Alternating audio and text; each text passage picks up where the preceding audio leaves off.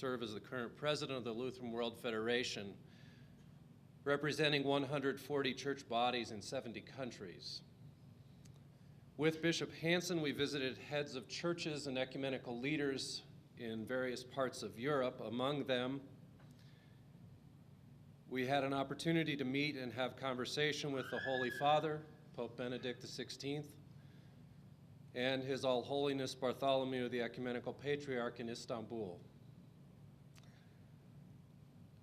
While there was much to learn on this journey, the one thing that became abundantly clear is that any hope for peace, for harmony among people of different cultures and different religious backgrounds will depend on the quality and the depth of interfaith dialogue. As religious leaders, we have the opportunity to create an atmosphere of either suspicion and hatred that will lead to conflict and destruction, or to lead into creating an atmosphere of peaceful coexistence and cooperation.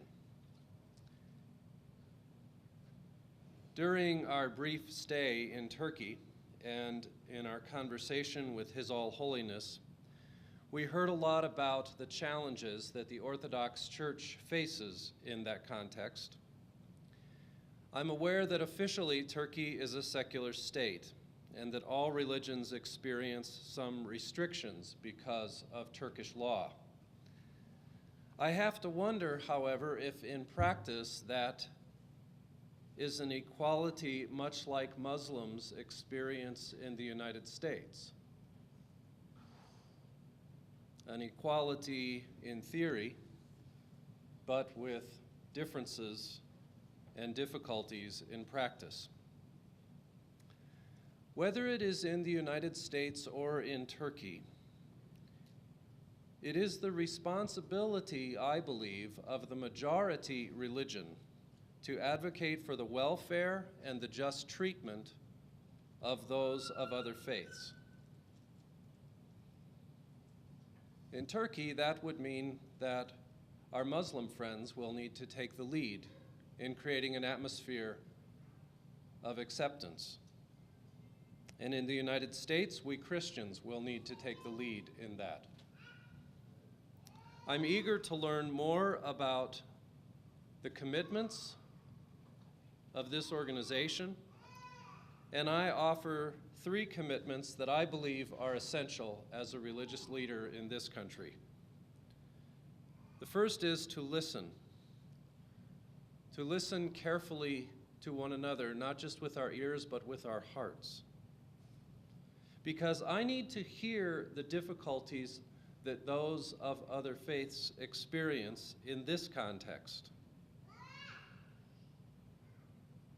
And then together we can explore the experiences that those of other faiths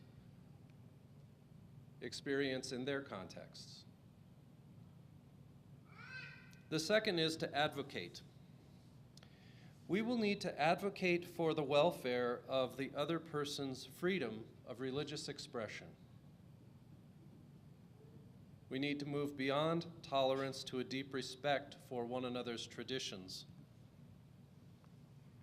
so that all are allowed to practice their faith freely. The third commitment that I have is that we need to be able to say no and to say yes. We need to say no to any religious expression that advocates conversion of or violence toward those who differ from us.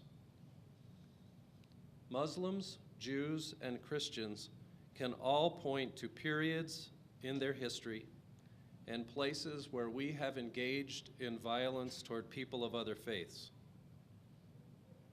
We will have to lead by saying no to that part of our faith tradition, and by saying yes to the love and peace that lies at the heart and that we have in common in all of our faith.